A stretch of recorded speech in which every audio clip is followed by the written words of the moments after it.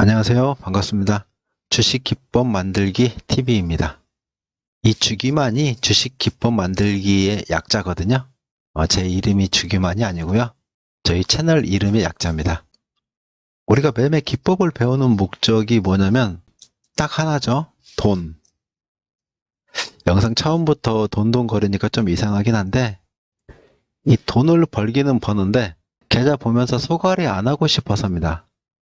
시장이 좋건 나쁘건 내 계좌에 종목이 들어가 있으면 항상 불안하죠. 종목을 오늘 사서 오늘 팔고 또는 내일 팔고 이렇게 해서 매일매일 수익을 내고 싶어서죠. 주식시장에서 매일 수익 난다면 종목 찾는 공부가 재미있을 텐데 그런데 그러지 못한 가운데 하는 공부다 보니 좀 힘드실 거 많이 이해합니다. 이게 내가 실력이 없어서일 수도 있고 또는 대내적인 시장 상황일 수도 있겠죠. 후자인 경우에는 상승장일 때 계좌를 좀 살찌울 수 있을 겁니다. 오늘 다룰 주제는 이동평균선입니다. 내가 이동평균선을 얼마나 알고 있는가 테스트하는 시간을 한번 가져보도록 하겠습니다. 첫 번째, 나는 이 이동평균선의 뜻을 알고 있다. 5일 이동평균선의 뜻은 뭐냐면 오늘 종가 하루, 이틀, 3일, 4일, 5일 이 5일간의 종가를 더한 다음에 나누기 5를 한 값이 5일간의 이동평균선입니다. 자, 그럼 20일은 어떻게 될까요? 오늘부터 20개의 캔들 종가를 더한 다음에 나누기 20을 하면은 그것이 20일 이동평균선이 됩니다. 똑같은 식으로 60도 마찬가지겠죠? 자, 이런 뜻을 알고 있냐 하는 거고요. 자, 또 하나는 각 이동평균선마다 이름이 있습니다. 이 5일 이동평균선은 우리가 월, 화, 수, 목, 금 5일간 거래를 하잖아요. 그래서 이 5위평을 일주선이라고도 하고요. 이 5일선은 단타선이라고도 하죠. 이 20일선은 1개월선, 또 생명선이라고도 많이들 부르죠. 또는 이 21선을 황금선이라고 부르시는 분들도 많으세요. 왜 황금선이라 불리냐면은 처음 영웅만 세팅되어 있는 21선 색깔이 황금선이거든요. 네, 그래서 황금선이라고 불립니다. 자, 그리고 이 60일선은 3달이 되겠죠? 한 달에 20일이니까. 자, 3개월이다 보니까 각 회사들이 분기 보고서를 쓰는 달이기도 합니다. 그래서 이 분기선이라고도 하고 수급선이라고 불리기도 하고 또는 세력선이라고도 불리죠. 그러니까 이름이 참 많이 있는데 이 60일선이 그만큼 중요하다는 겁니다.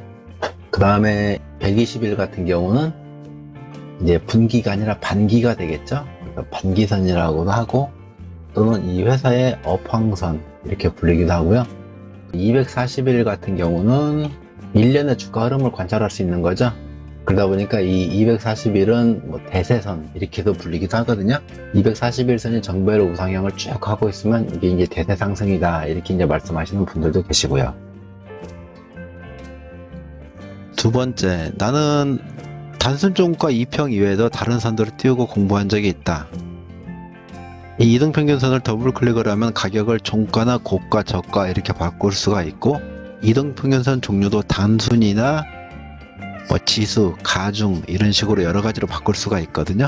이동평균선을 바꾸고 매매한 적이 있다. 자, 세 번째, 나는 이동평균선의 기울기의 의미를 알고 있다.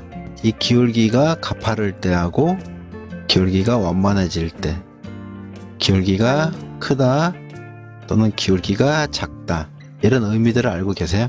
기울기가 클 때는 캔들이 어떤 식으로 움직이고 이 기울기가 완만하고 작을 때는 이 캔들이 어떤 식으로 움직이는가 이것을 얘기한 거고요. 네 번째, 기술적 지표의 80%는 이동평균선을 기초로 한다. 한번 띄워볼까요? 이런 지표들이 함수들을 보게 되면 다 이동평균선입니다. 기간값이 달라지지만 기초는 다 이동평균선이라는 얘기죠. 다 그렇죠? 거의 대부분의 보조지표들이 이 이동평균선을 기초로 해서 만들어지고 있습니다.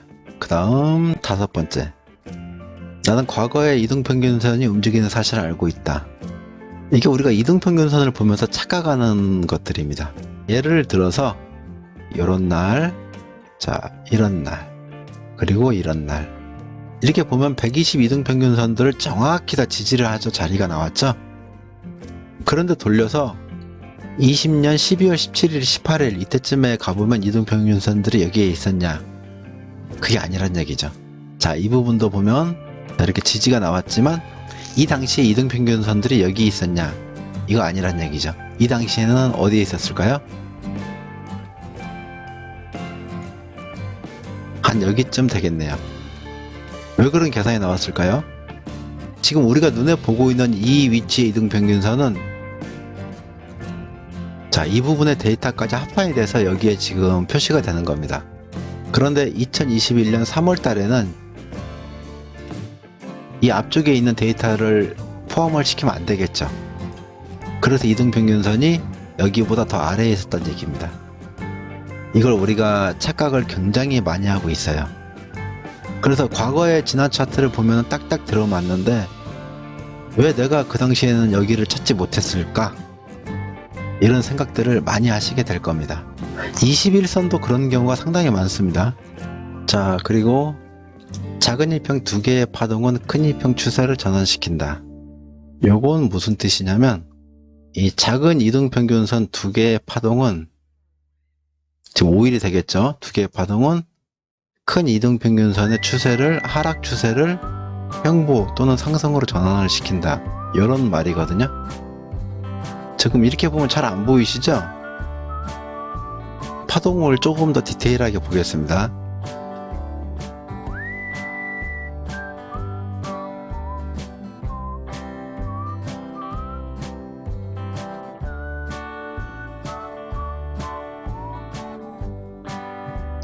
자, 이렇게 하면 잘 보이죠? 자, 여기에서 하락, 상승, 하락, 상승 이렇게 나오니까 어떻게 됐어요? 22등 평균선이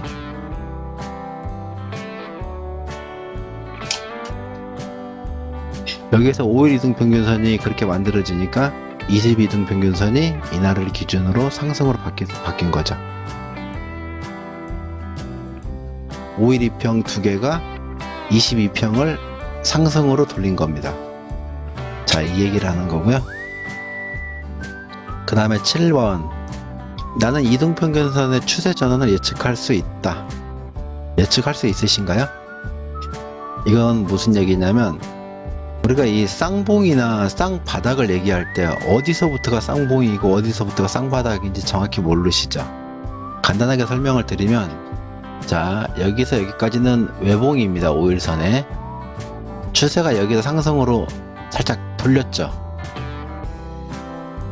그럼 여기가 쌍봉의 시작점이 되는 겁니다.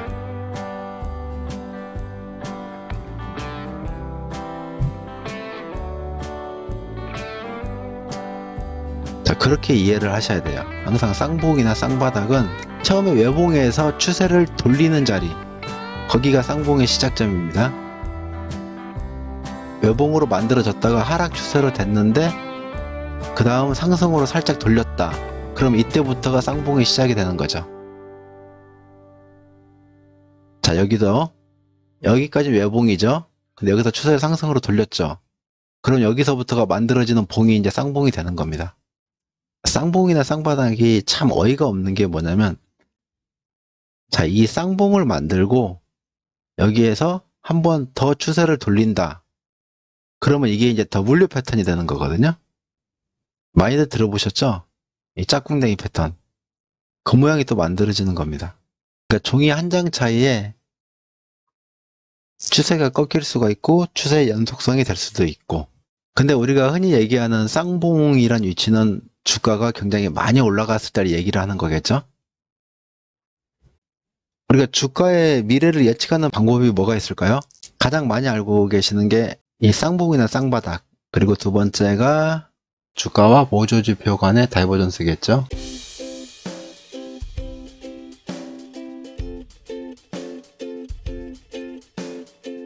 잘 안 보이니까 스토캐스틱 하나만 띄울게요. 이렇게 보시면 하락 다이버전스가 보이시죠? 주가는 고점을 세웠는데 보조지표는 저점이 낮아졌죠? 이런 다이버전스를 찾으실 수 있냐? 이 얘기를 하는 겁니다.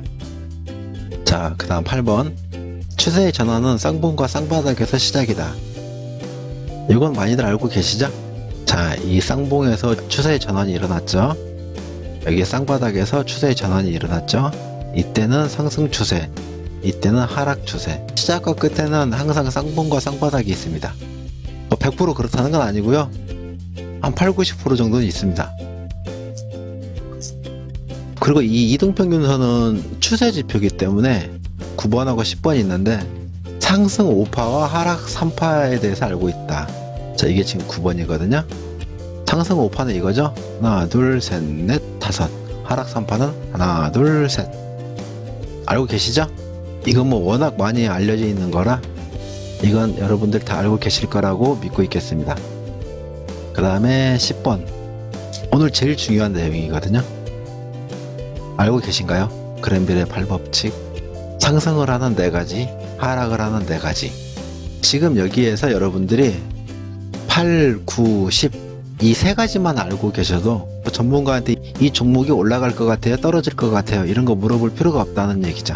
그랜빌의 8법칙은 이 법칙대로 움직인다는 게 아니라 이 그랜빌의 8법칙을 이해를 하면 주가와 이등평균선의 관계를 이해를 할 수가 있는 거죠. 주가와 이등평균선을 놓고 주가의 방향을 예측을 할 수 있다는 겁니다.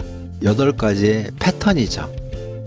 이런 패턴이 나왔을 땐 어떻게 움직이더라, 이런 패턴이 나왔을 땐 어떻게 움직이더라, 그 8가지를 알려주는 겁니다. 그 다음에 이 9번의 상승 5파와 하락 3파는 이 추세와 파동은 떼놓고 보면 안 돼요. 추세가 파동이고 파동이 추세입니다.